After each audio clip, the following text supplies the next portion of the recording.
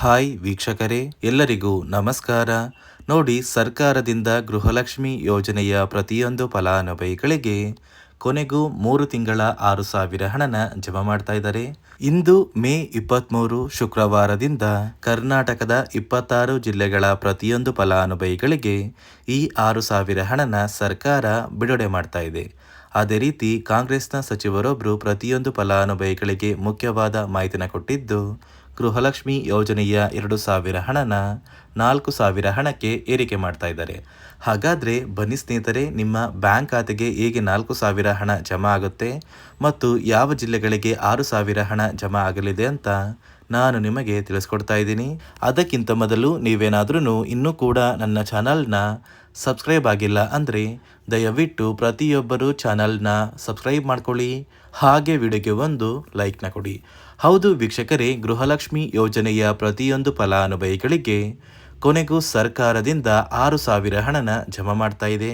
ಗೃಹಲಕ್ಷ್ಮಿ ಯೋಜನೆಯ 3 ತಿಂಗಳ ಹಣ ಅಂದರೆ ಮಾರ್ಚ್, ಏಪ್ರಿಲ್ ಮತ್ತು ಮೇ ತಿಂಗಳ ಒಟ್ಟು 6,000 ಹಣನ ಕರ್ನಾಟಕದ 26 ಜಿಲ್ಲೆಗಳ ಪ್ರತಿಯೊಂದು ಫಲಾನುಭವಿಗಳಿಗೆ ಮೇ 23 ಶುಕ್ರವಾರದಿಂದ ಸರ್ಕಾರ ಜಮಾ ಮಾಡ್ತಾ ಇದೆ.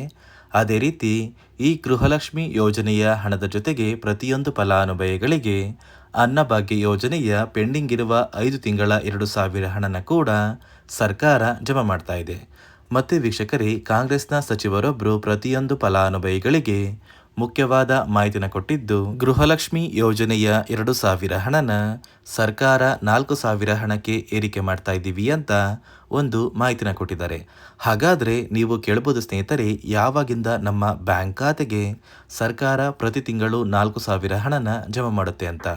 ನೋಡಿ ಸ್ನೇಹಿತರೆ, ಸಚಿವರು ಕೊಟ್ಟಿರುವಂತಹ ಒಂದು ಮಾಹಿತಿಯ ಪ್ರಕಾರ ಮುಂದೆ ಬರುವಂತಹ ಒಂದು ಲೋಕಸಭಾ ಚುನಾವಣೆಯಲ್ಲಿ ನೀವು ಕಾಂಗ್ರೆಸ್ ಸರ್ಕಾರಕ್ಕೆ ಮತ ನೀಡಿ ಕಾಂಗ್ರೆಸ್ ಸರ್ಕಾರನ ಗೆಲ್ಲಿಸಿದ್ರೆ ನಿಮ್ಮ ಬ್ಯಾಂಕ್ ಖಾತೆಗೆ ಸರ್ಕಾರ ಗೃಹಲಕ್ಷ್ಮಿ ಯೋಜನೆಯ 2,000 ಹಣನ ಪ್ರತಿ ತಿಂಗಳು 4,000 ಹಣಕ್ಕೆ ಏರಿಕೆ ಮಾಡ್ತೀವಿ ಅಂತ ಒಂದು ಮಾಹಿತಿನ ಕೊಟ್ಟಿದ್ದಾರೆ.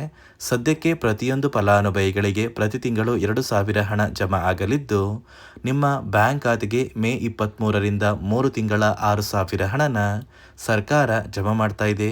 ಈ 6,000 ಹಣನ ನೀವು ಪಡ್ಕೋಬೇಕು ಅಂದರೆ ಸರ್ಕಾರ 5 ಹೊಸ ನಿಯಮಗಳನ್ನ ಜಾರಿಗೆ ತಂದಿದ್ದು, ಈ 5 ನಿಯಮಗಳ ಆಧಾರದ ಮೇಲೆ ಪ್ರತಿಯೊಂದು ಫಲಾನುಭವಿಗಳಿಗೆ ಸರ್ಕಾರ 6,000 ಹಣನ ಜಮಾ ಮಾಡ್ತಾ ಇದೆ. ಹಾಗಾದರೆ ಬನ್ನಿ ಸ್ನೇಹಿತರೆ, ಸರ್ಕಾರ ಜಾರಿಗೆ ತಂದಿರುವ ಆ ನಿಯಮಗಳು ಏನು ಅಂತ ಕೂಡ ನಾನು ನಿಮಗೆ ತಿಳಿಸ್ಕೊಡ್ತಾ ಇದ್ದೀನಿ. ಅದಕ್ಕಿಂತ ಮೊದಲು ಇಂದು ಶುಕ್ರವಾರ ಮೇ 23ರಿಂದ ಕರ್ನಾಟಕದ ಯಾವ 26 ಜಿಲ್ಲೆಗಳ ಪ್ರತಿಯೊಂದು ಫಲಾನುಭವಿಗಳಿಗೆ ಸರ್ಕಾರ ಗೃಹಲಕ್ಷ್ಮಿ ಯೋಜನೆಯ 6,000 ಹಣನ ಜಮಾ ಮಾಡ್ತಾ ಇದೆ ಅಂದರೆ, ಮೊದಲಿಗೆ ಬಾಗಲಕೋಟೆ, ಬೆಳಗಾವಿ, ವಿಜಯಪುರ, ಧಾರವಾಡ, ಗದಗ, ಹಾವೇರಿ, ಉತ್ತರ ಕನ್ನಡ, ಬೆಂಗಳೂರು ನಗರ, ಬೆಂಗಳೂರು ಗ್ರಾಮಾಂತರ, ರಾಮನಗರ, ಚಿಕ್ಕಬಳ್ಳಾಪುರ, ಚಿತ್ರದುರ್ಗ, ದಾವಣಗೆರೆ, ಕೋಲಾರ, ಶಿವಮೊಗ್ಗ, ತುಮಕೂರು, ಬಳ್ಳಾರಿ, ಬೀದರ್, ಕಲಬುರಗಿ, ಕೊಪ್ಪಳ, ರಾಯಚೂರು, ಯಾದಗಿರಿ, ವಿಜಯನಗರ, ಚಾಮರಾಜನಗರ, ಚಿಕ್ಕಮಗಳೂರು, ದಕ್ಷಿಣ ಕನ್ನಡ, ಹಾಸನ, ಕೊಡಗು, ಮಂಡ್ಯ, ಮೈಸೂರು ಮತ್ತು ಉಡುಪಿ ಈ 26 ಜಿಲ್ಲೆಗಳ ಪ್ರತಿಯೊಂದು ಫಲಾನುಭವಿಗಳಿಗೆ ಸರ್ಕಾರ ಗೃಹಲಕ್ಷ್ಮಿ ಯೋಜನೆಯ 3 ತಿಂಗಳ 6,000 ಹಣನ ಜಮಾ ಮಾಡ್ತಾ ಇದ್ದು, ಪ್ರತಿಯೊಂದು ಫಲಾನುಭವಿಗಳು ಮೇ 30ರಷ್ಟರಲ್ಲಿ ನಿಮ್ಮ ಬ್ಯಾಂಕ್ ಖಾತೆಗೆ ಸೇರಬೇಕಾಗಿರುವ ಗೃಹಲಕ್ಷ್ಮಿ ಯೋಜನೆಯ 6,000 ಹಣನ ಆದಷ್ಟು ಬೇಗ ಪಡ್ಕೋತೀರಾ. ನೋಡಿ ಸ್ನೇಹಿತರೆ, ಈ ಬಾರಿ ಸುಮಾರು 1 ಲಕ್ಷಕ್ಕಿಂತ ಅಧಿಕ ಫಲಾನುಭವಿಗಳ ಬ್ಯಾಂಕ್ ಖಾತೆಗೆ ಸರ್ಕಾರ ಗೃಹಲಕ್ಷ್ಮಿ ಯೋಜನೆಯ ಹಣನ ಜಮಾ ಮಾಡ್ತಾ ಇಲ್ಲ. ಕಾರಣ ಏನು ಅಂದರೆ, ನಿಮ್ಮ ಬ್ಯಾಂಕ್ ಖಾತೆಗೆ ಡೆಬಿಟ್ ಮೂಲಕ ಹಣ ಜಮಾ ಮಾಡುವಂತಹ ಸಂದರ್ಭದಲ್ಲಿ ಸರ್ಕಾರ ಸಾಕಷ್ಟು ಫಲಾನುಭವಿಗಳ ಒಂದು ಬ್ಯಾಂಕ್ ಖಾತೆಗೆ ಹಣ ಜಮಾ ಮಾಡೋದನ್ನು ಕ್ಯಾನ್ಸಲ್ ಮಾಡಿದೆ.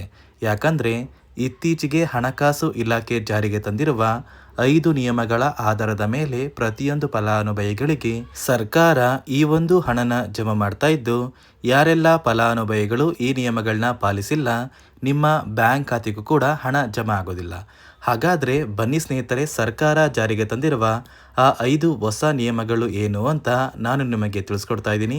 ನೋಡಿ ಸ್ನೇಹಿತರೆ, ಮೊದಲನೆಯ ಒಂದು ನಿಯಮ ಬಂದು ಸಾಕಷ್ಟು ಫಲಾನುಭವಿಗಳು ಹೊಂದಿರುವಂತಹ ಒಂದು ರೇಷನ್ ಕಾರ್ಡ್ ಏನಿದೆ, ಆ ಒಂದು ರೇಷನ್ ಕಾರ್ಡ್ನ ಮನೆಯ ಸದಸ್ಯರ ಪ್ರತಿಯೊಬ್ಬರ ಒಂದು ಆಧಾರ್ ಕಾರ್ಡ್ನ ನಿಮ್ಮ ರೇಷನ್ ಕಾರ್ಡ್ಗೆ ಕಡ್ಡಾಯವಾಗಿ ಲಿಂಕ್ ಮಾಡಿಸ್ಬೇಕು. ಅಂದರೆ ಈ ಒಂದು ಲಿಂಕ್ ಮಾಡಿಸುವಂತಹ ಒಂದು ಪ್ರೊಸೀಜರ್ಗೆ ಸರ್ಕಾರ KYC ಅಂತ ಕರೀತಾರೆ. ನಿಮ್ಮ ರೇಷನ್ ಕಾರ್ಡ್ಗೆ ಇನ್ನೂ ಸಹ KYC ಆಗಿಲ್ಲ ಅಂದರೆ ನಿಮ್ಮ ಬ್ಯಾಂಕ್ ಖಾತೆಗೆ ಸರ್ಕಾರ ಮುಂದಿನ ದಿನಗಳಲ್ಲಿ ಗೃಹಲಕ್ಷ್ಮಿ ಯೋಜನೆಯ ಹಣನ ಕ್ಯಾನ್ಸಲ್ ಮಾಡುತ್ತೆ.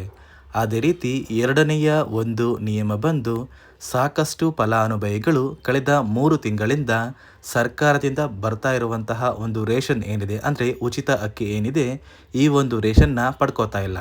ಒಂದು ವೇಳೆ ಕಳೆದ 3 ತಿಂಗಳಿಂದ ನೀವು ರೇಷನ್ನ ಪಡ್ಕೊಂಡಿಲ್ಲ ಅಂದರೆ ಸರ್ಕಾರ ನಿಮ್ಮ ಬಳಿ ಇರುವಂತಹ ಒಂದು ರೇಷನ್ ಕಾರ್ಡ್ನ ಕ್ಯಾನ್ಸಲ್ ಮಾಡುತ್ತೆ. ನಿಮ್ಮ ರೇಷನ್ ಕಾರ್ಡ್ನ ಸರ್ಕಾರ ಕ್ಯಾನ್ಸಲ್ ಮಾಡಿದರೆ ನಿಮ್ಮ ಬ್ಯಾಂಕ್ ಖಾತೆಗೆ ಗೃಹಲಕ್ಷ್ಮಿ ಯೋಜನೆಯ ಹಣ ಇರ್ಬೋದು ಮತ್ತು ಸರ್ಕಾರದಿಂದ ಬರುವಂತಹ ಒಂದು ಸೌಲಭ್ಯಗಳನ್ನ ನೀವು ಕಳ್ಕೋಬೇಕಾಗುತ್ತೆ. ಅದೇ ರೀತಿ ಮೂರನೆಯ ಒಂದು ನಿಯಮ ಬಂದು ನೋಡಿ ಸ್ನೇಹಿತರೆ, ನಿಮ್ಮ ಬಳಿ ಇರುವಂತಹ ಒಂದು ಆಧಾರ್ ಕಾರ್ಡ್ ಏನಿದೆ, ಆ ಒಂದು ಆಧಾರ್ ಕಾರ್ಡ್ನ ಕಳೆದ 15 ವರ್ಷಗಳಲ್ಲಿ ನೀವು ಯಾವುದೇ ರೀತಿಯ ಒಂದು ತಿದ್ದುಪಡಿನ ಮಾಡಿಸಿಲ್ಲ ಅಂದರೆ ನಿಮ್ಮ ಬ್ಯಾಂಕ್ ಖಾತೆಗೆ ಸರ್ಕಾರ ಗೃಹಲಕ್ಷ್ಮಿ ಯೋಜನೆಯ ಹಣನ ಕ್ಯಾನ್ಸಲ್ ಮಾಡುತ್ತೆ. ಯಾಕಂದರೆ ಸರ್ಕಾರದಿಂದ ಬಂದಿರುವಂತಹ ಒಂದು ಆದೇಶದ ಪ್ರಕಾರ ಪ್ರತಿಯೊಂದು ಫಲಾನುಭವಿಗಳು ಕಳೆದ 15 ವರ್ಷಗಳಲ್ಲಿ ಯಾವುದೇ ರೀತಿಯ ಒಂದು ತಿದ್ದುಪಡಿನ ನಿಮ್ಮ ಆಧಾರ್ ಕಾರ್ಡ್ಗೆ ನೀವು ಮಾಡಿಸಿಲ್ಲ ಅಂದರೆ ಕಡ್ಡಾಯವಾಗಿ ಆದಷ್ಟು ಬೇಗ ನಿಮ್ಮ ಆಧಾರ್ ಕಾರ್ಡ್ಗೆ ತಿದ್ದುಪಡಿನ ಮಾಡಿಸಿ.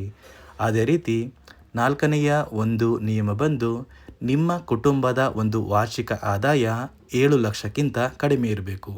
ಒಂದು ವೇಳೆ ನಿಮ್ಮ ಕುಟುಂಬದ ವಾರ್ಷಿಕ ಆದಾಯ 7 ಲಕ್ಷಕ್ಕಿಂತ ಜಾಸ್ತಿ ಇದ್ದರೆ ನಿಮ್ಮ ಬ್ಯಾಂಕ್ ಖಾತೆಗೆ ಸರ್ಕಾರ ಗೃಹಲಕ್ಷ್ಮಿ ಯೋಜನೆಯ ಹಣನ ಕ್ಯಾನ್ಸಲ್ ಮಾಡುತ್ತೆ. ಅದೇ ರೀತಿ ಐದನೆಯ ಒಂದು ನಿಯಮ ಬಂದು ನಿಮ್ಮ ಕುಟುಂಬದ ಸದಸ್ಯರು ಅಥವಾ ಗೃಹಲಕ್ಷ್ಮಿ ಯೋಜನೆಯ ಫಲಾನುಭವಿಗಳು ಯಾರು ಕೂಡ ಸರ್ಕಾರಿ ನೌಕರರಾಗಿ ಕಾರ್ಯನಿರ್ವಹಿಸ್ತಾ ಇರಬಾರ್ದು.